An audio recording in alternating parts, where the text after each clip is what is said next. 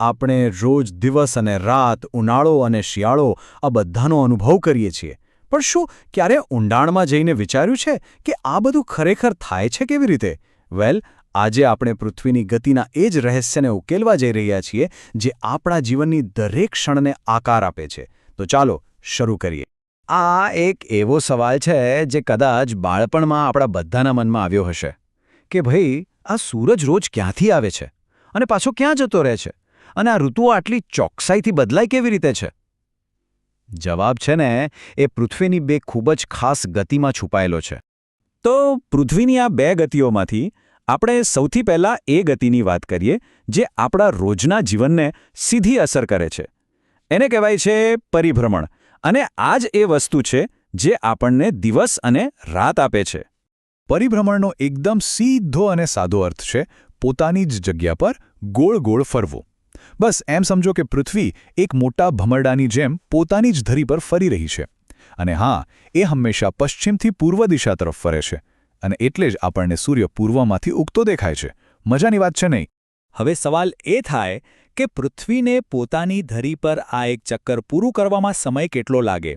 તો જવાબ છે લગભગ 24 કલાક. અને આ કોઈ સંયોગ નથી. આપણો જે એક દિવસ છે ને, એ પૃથ્વીના આ એક ચક્કર પરથી જ નક્કી થયો છે. પણ શું તમને ખબર છે કે આ ફરવાની સ્પીડ કેટલી છે? સાંભળીને નવાઈ લાગશે.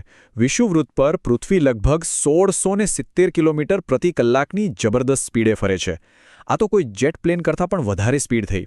આપણને આનો અનુભવ એટલા માટે નથી થતો કારણ કે આપણે, આપણી આસપાસની દરેક વસ્તુ અને વાતાવરણ બધું જ પૃથ્વી સાથે એ જ ગતિએ ફરી રહ્યું છે. તો આટલી ઝડપથી ફરવાની સૌથી મોટી અસર શું છે? દિવસ અને રાત.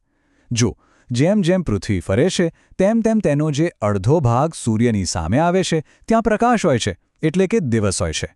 અને એ જ સમયે જે બીજો અડધો ભાગ છે એ સૂર્યથી વિરુદ્ધ દિશામાં, એટલે કે અંધારામાં જતો રહેશે, અને ત્યાં રાત હોય છે. બસ આ ચક્ર સતત ચાલતું રહેશે.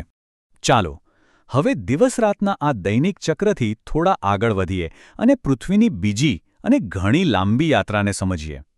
આ ગતિ છે પરિક્રમણ, જે આપણું આખું વર્ષ અને આપણી ઋતુઓ નક્કી કરે છે.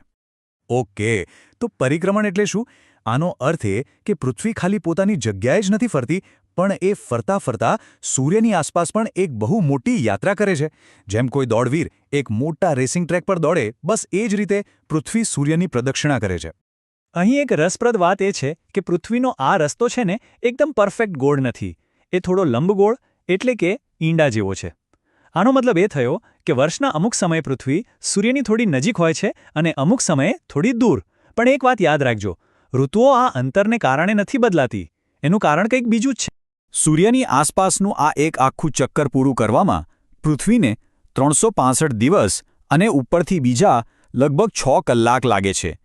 અને આ જ સમયગાળો આપણું એક વર્ષ બનાવે છે. હવે સવાલ એ થાય કે પેલા વધારાના 6 કલાકનું શું? તો એ 6 કલાક 4 વર્ષમાં ભેગા થઈને 24 કલાક, એટલે કે એક આખો દિવસ બનાવે છે, જેને આપણે લીપ યરમાં ફેબ્રુઆરી મહિનામાં ઉમેરી દઈએ છીએ. તો આ પરિક્રમણથી શું થાય છે? ઋતુઓ બને છે. પણ અહીંયા એક મોટો ટ્વિસ્ટ છે. ઋતુઓ ખાલી સૂર્યની આસપાસ ફરવાથી નથી બનતી. એની પાછળનું અસલી કારણ છે પૃથ્વીનો પોતાની ધરી પર 23.5 ડિગ્રીનો ઝુકાવ. આ ઝુકાવને કારણે જ વર્ષના અલગ અલગ સમયે પૃથ્વીના અલગ અલગ ભાગો પર સૂર્યના કિરણો સીધા કે ત્રાંસા પડે છે. અને બસ આ જ વસ્તુ ગરમી અને ઠંડીનો, એટલે કે ઋતુઓનો તફાવત બનાવે છે. તો આપણે બે અલગ અલગ ગતિઓ વિશે જાણ્યું. એક છે પરિભ્રમણ અને બીજી છે પરિક્રમણ. ચાલો હવે ફટાફટ બંનેને સાથે રાખીને જોઈએ, જેથી આ બંને વચ્ચેનો તફાવત આપણા મગજમાં એકદમ પાકો થઈ જાય. ચાલો તો ટૂંકમાં સમજી લઈએ.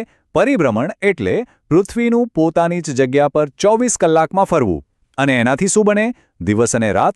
બીજી બાજુ પરિક્રમણ એટલે પૃથ્વીનું સૂર્યની આસપાસ 365 દિવસમાં ફરવું, અને એનાથી શું બને? વર્ષ અને ઋતુઓ. એકદમ સિમ્પલ.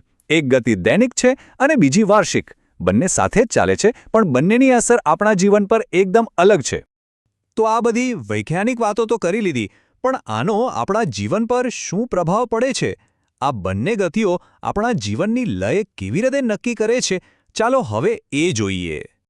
ટૂંકમાં કહીએ તો પરિભ્રમણ એટલે કે પૃથ્વીનું પોતાની ધરી પર ફરવું એ આપણી ઘડિયાળ અને આપણું રોજનું શેડ્યુલ નક્કી કરે છે અને પરિક્રમણ એટલે કે સૂર્યની આસપાસ ફરવું એ આપણું કેલેન્ડર, આપણી ખેતી અને આપણા તહેવારો ક્યારે આવશે તે નક્કી કરે છે.